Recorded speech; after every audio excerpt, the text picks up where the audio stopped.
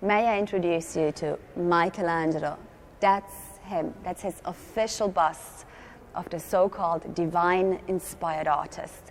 An entire life dedicated to art. Just think about it.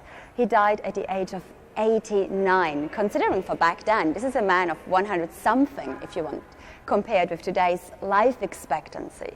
And I really want to have a glance, look into his eyes.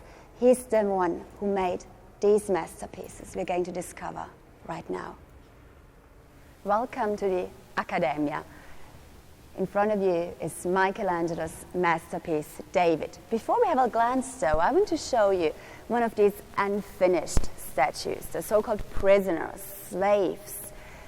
And looking at these figures, you see Michelangelo's attention to anatomy. He did dissections, for example.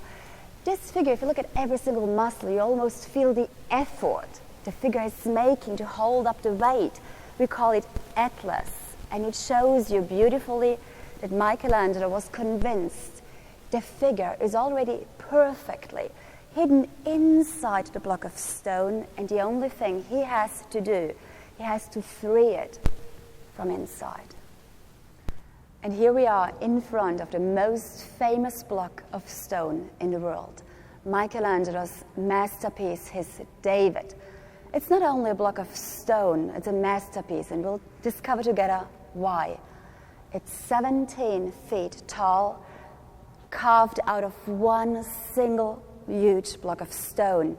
And I want you to picture in your mind our little tiny Michelangelo. He was a man approximately that tall.